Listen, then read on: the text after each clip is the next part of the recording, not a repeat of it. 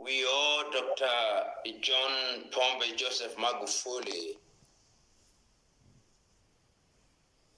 a moment of silence.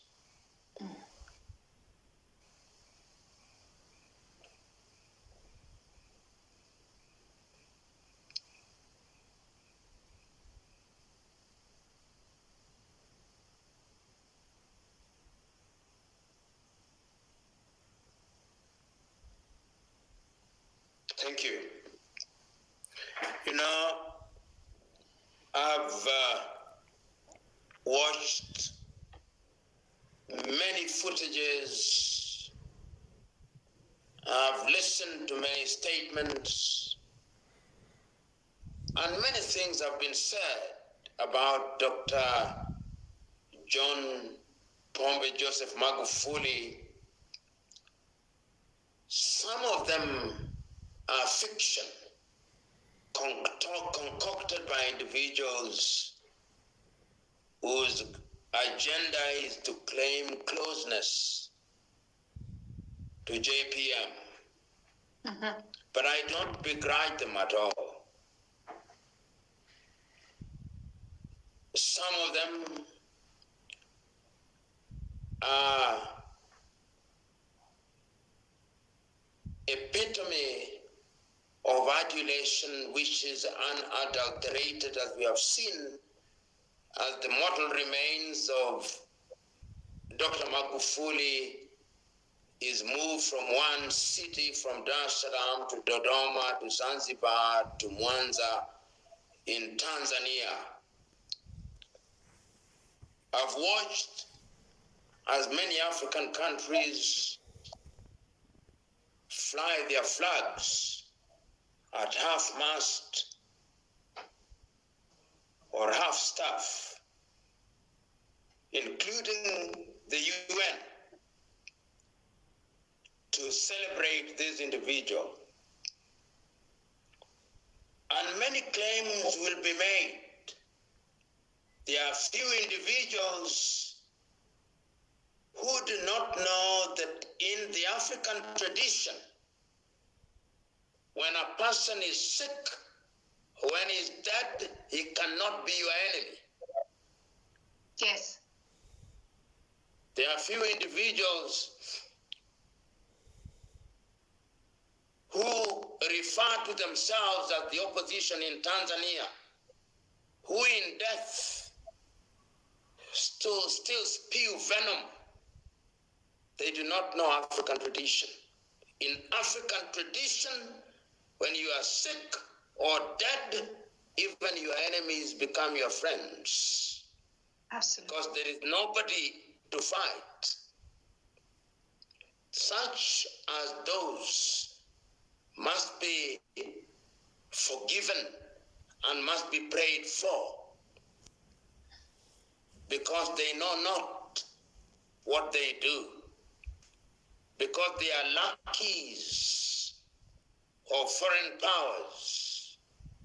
They are sitting in the comfort of Belgium or Sweden or Paris or London or some Western capital, and they are receiving stipends, and their children are being catered for in foreign capitals in order to malign leaders of repute such as John Pombe Joseph Magufuli.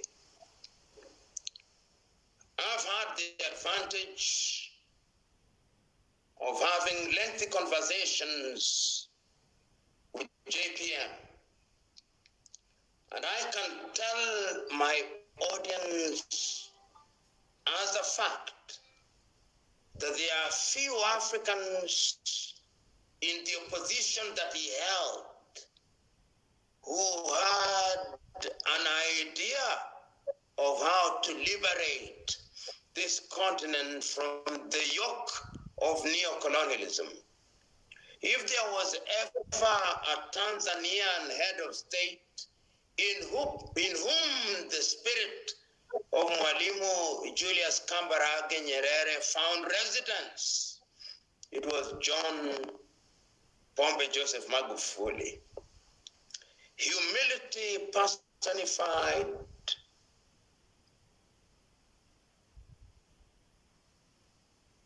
selflessness personified,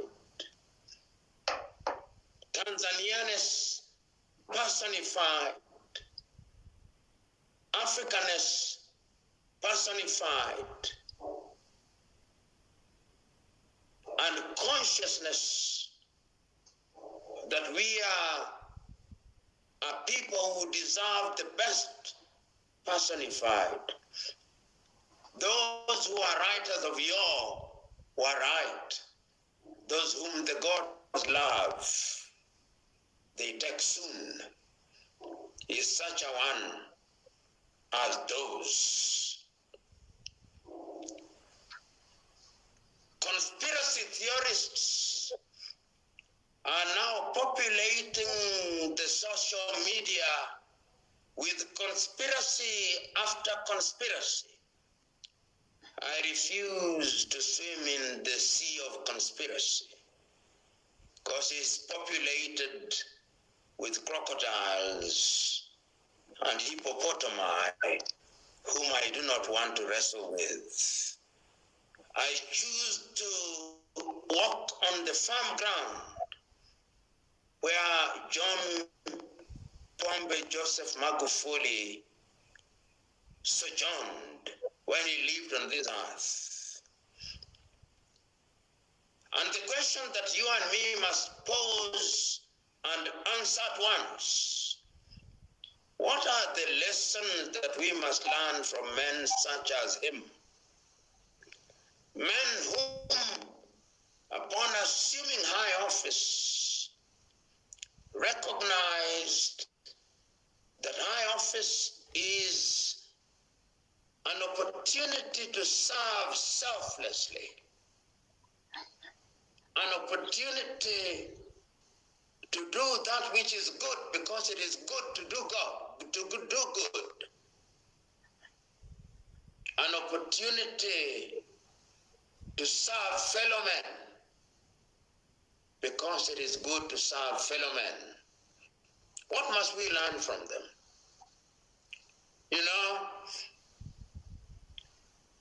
as a young student in 1979, I read a book, which even as I sit here I have,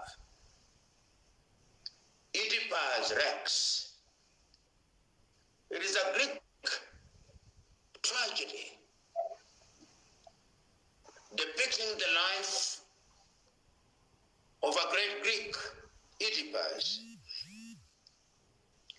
And one of the greatest statements that I learned from them is this statement: behold, sons and daughters of Thebes. This was Oedipus, the greatest of all men. He held the key to the greatest mysteries. He was envied by all men. Behold, what a tide of misfortune swept over his head. Then learn that mortal man must always look to his ending, and none can be called happy until the day that he dies and carries his happiness to the grave in peace. John Pombe Joseph Magufuli is now with the Lord. And if I'm allowed a little sentimentalism, a little romanticization, I want to believe that he's on the right side of history. The outpouring of emotion and adulation that we have seen in Tanzania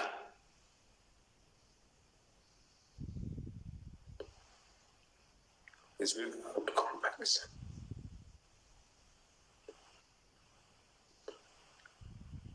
Because he lived well and served well. So you and me who were left behind. The question is, what will we do to memorialize him?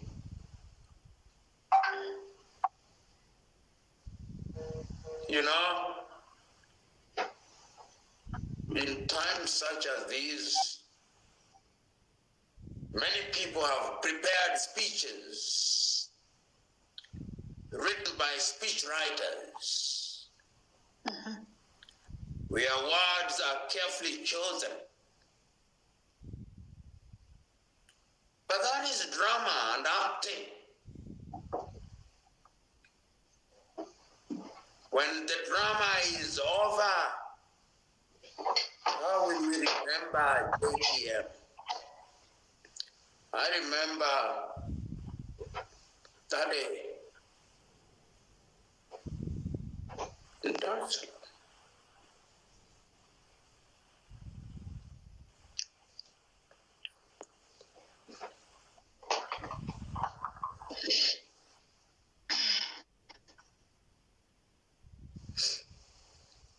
When for 1 hour, I sat with him and we reflected about the continent.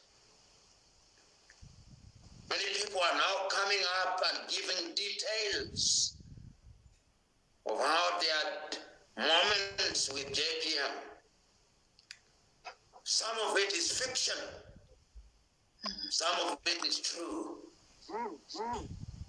But whether fiction or true, we are celebrating the life of a great man.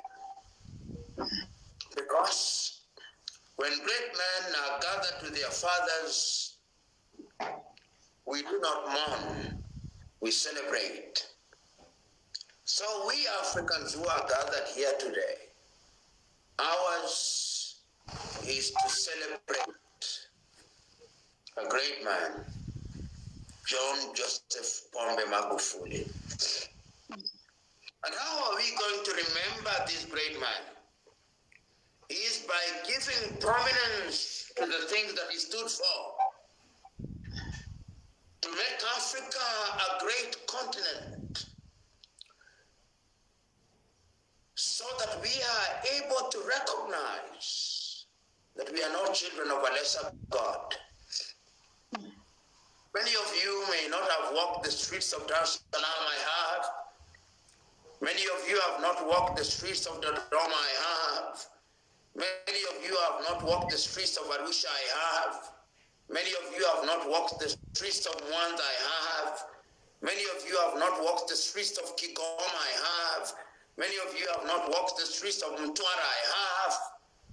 In 5 years, you can see what a man can do through an administration when he or she makes the decision to serve his country. John Joseph Magufuli will be remembered by historians and foes and friends alike as a man who served his country in truth and dedication. Yes. Great men such as him are not to be mourned. They are to be celebrated. Hence the great statement, John Magufuli is dead. Long live John Pombe Joseph Magufuli. God bless him. Thank you. Thank you very much.